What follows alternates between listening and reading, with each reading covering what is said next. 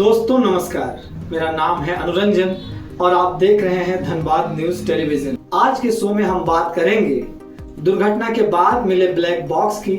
जानेंगे क्या है ब्लैक बॉक्स और हादसे की जांच की रिपोर्ट कहां तक पहुंची है। कार्यक्रम को पूरा देखें ताकि आपको घटना की पूरी जानकारी मिल सके। महज चंद मिनटों में विमान में बैठे मासूम लोगों की मौत, आसमान से गिरकर तबाही लाने वाले इस मंजर में अपनों को खोने वालों के दिल में कई सवाल पैदा हो रहे हैं। किसी ने नहीं सोचा था कि 12 जून 2025 का दिन भारत के नागरिक उड्डयन क्षेत्र पर एक गहरा धब्बा छोड़ जाएगा। इस दिन अहमदाबाद से लंदन के गैटविक एयरपोर्ट के लिए उड़ान भर रहा एयर इंडिया का विमान टेक ऑफ के कुछ ही मिनटों के भीतर क्रैश हो जाएगा। यह हादसा न केवल 242 जिंदगियों को लील गया बल्कि पूरे राष्ट्र की आत्मा को झकझोर दिया है। एयर इंडिया के इस ड्रीम लाइनर विमान को आधुनिकतम सुरक्षा तकनीक से लैस बताया जाता है। फिर सवाल उठता है, कैसे हुआ यह हादसा? क्या विमान में पहले से कोई तकनीकी गड़बड़ी थी? क्या मेंटेनेंस में लापरवाही बरती गई या फिर यह एक दुर्भाग्यपूर्ण संयोग था? देखा जाए तो यह केवल तकनीकी विफलता नहीं है बल्कि यह हमारी प्रणाली की असफलता भी है। नागरिक उड्डयन महानिदेशालय की क्या भूमिका थी? क्या विमान के उड़ान भरने से पहले उसका समुचित परीक्षण हुआ था? क्या ग्राउंड स्टाफ ने किसी खामी की अनदेखी की थी? ये सारे सवाल अब जानने को उत्सुक हैं लोग। हादसे के बाद हम अक्सर संवेदनाएं प्रकट करते हैं, मोमबत्तियां जलाते हैं, सोशल मीडिया पर पोस्ट डालते हैं और फिर भूल जाते हैं। सरकारें जांच की बात करती है, लोगों को मुआवजा देने की घोषणा होती है, लेकिन इन सब के बाद कुछ नहीं बदलता। यह केवल एक हादसा नहीं बल्कि एक चेतावनी है।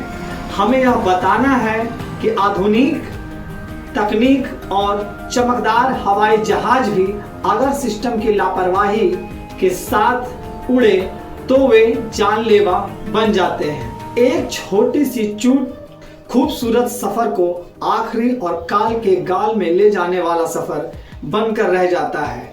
इस हादसे के बाद हमें 2 काम जरूर करने चाहिए। पहला, पीड़ित परिवारों को हर संभव सरकारी, कानूनी और मानसिक मदद दी जाए। दूसरा, यह तय किया जाए कि भारत में कोई भी विमान उड़ने से पहले 100 बार जांचा जाना चाहिए, क्योंकि अपनों के खोने का गम सिर्फ वही जानते हैं जिन्होंने अभी अभी हंसते खेलते परिवार को जहाज में विदा किया हो और वह एयरपोर्ट से बाहर भी नहीं आए थे कि उनके मौत की खबर आ जाती है। कलेजा तब फट जाता है जब पता चलता है उस विमान में छोटे छोटे बच्चे भी थे। हमारे लिए यह समय केवल शोक व्यक्त करने का नहीं, उत्तरदायित्व का भी है। यदि हम सिर्फ दुख मानकर चुप हो जाएंगे, भूल जाएंगे, तो ऐसे हादसे फिर होंगे। हवाई यात्रा अब सुरक्षा चुनौती बनती जा रही है। हमें इस बात की भी चिंता करनी होगी कि क्या भारत में नागरिक उड्डयन का निजीकरण और कम लागत की प्रतिस्पर्धा यात्रियों की सुरक्षा से समझौता करवा रही है? क्या पायलटों की थकावट, टेक्निकल स्टाफ की कमी और मुनाफे की भूख ऐसी त्रासदियों को जन्म दे रही है? अगर हाँ, तो हमें पूरी गंभीरता से निर्णय लेना होगा कि सुरक्षा पहले या सुविधा। जब तक जिम्मेदार लोग ऐसी त्रासदी के बाद लापरवाह पाए जाने पर इस्तीफा नहीं देंगे, तब तक लोगों के जान का कोई मूल्य नहीं रह जाएगा।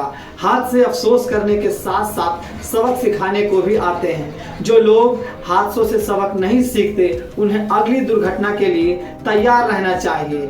जब कोई आपका अपना करीबी खो जाता है तो मन में कुछ सवाल आ जाते हैं।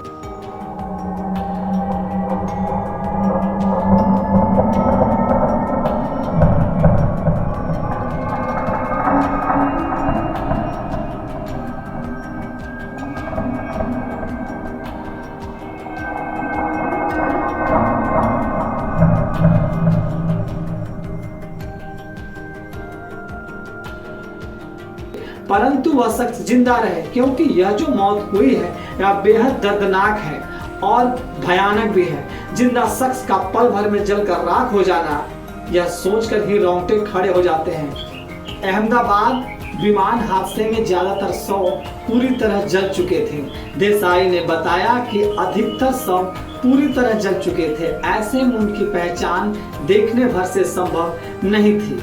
बीजे मेडिकल कॉलेज के चिकित्सकों ने बताया कि हादसे में मारे गए मेडिकल कॉलेज में से 4 के शव उनके परिजनों को सौंप दिए गए हैं। 30 घायल मेडिकल छात्र अभी भी अस्पताल में भर्ती हैं, जिनमें 4 की हालत गंभीर बनी हुई है। उन सभी यात्रियों को हमारी श्रद्धांजलि है जो सिर्फ मंजिल की आशा लेकर चले थे और अब हमारी यादों का हिस्सा बनकर रह गए हैं। वे लौट कर नहीं आएंगे, लेकिन अगर हम उनकी याद में अपने सिस्टम को बेहतर बना दिए तो शायद उनके जाने का कोई अर्थ रह जाए। आइए अब जानते हैं क्या है ब्लैक बॉक्स और इससे क्या पता चलता है। हॉस्टल की छत पर था ब्लैक बॉक्स, 1000 तापमान में बस यही बचा।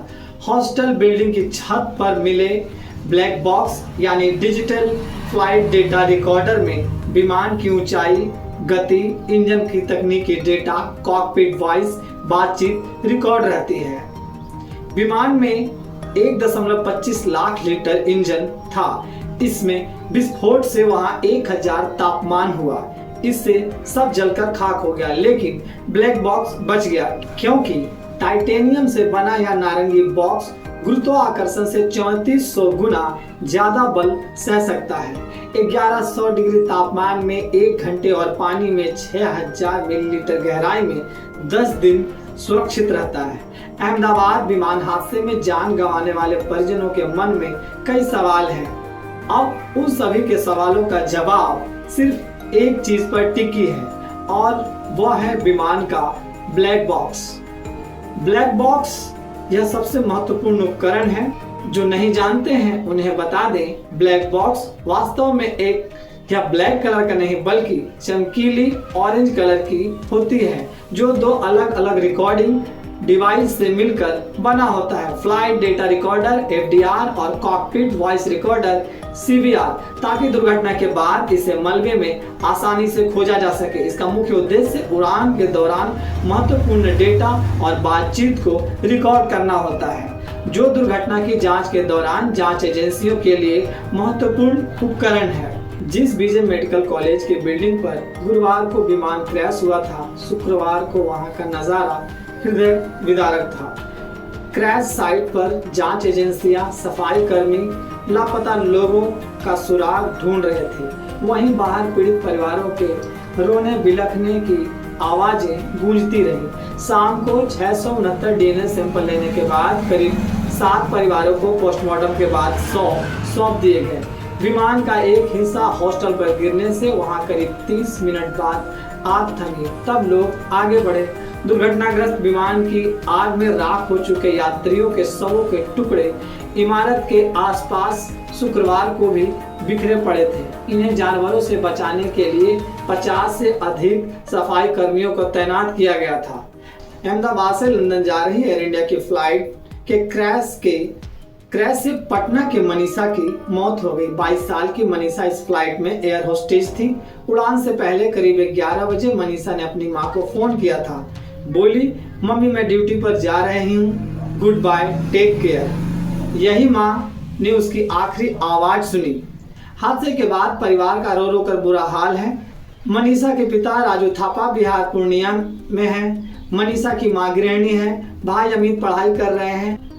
परिवार पटना के गांधीपुरम कॉलोनी जगदेव पथ में किराए के घर में रहते हैं। हमारा कार्यक्रम आपको कैसा लगा कमेंट में अवश्य बताएं। सोशल मीडिया की इस भीड़ में हम आपसे कहीं खो न जाएं, इसलिए चैनल को सब्सक्राइब करें, बेल आइकन को अवश्य दबाएं ताकि कार्यक्रम का नोटिफिकेशन आपको मिलता रहे।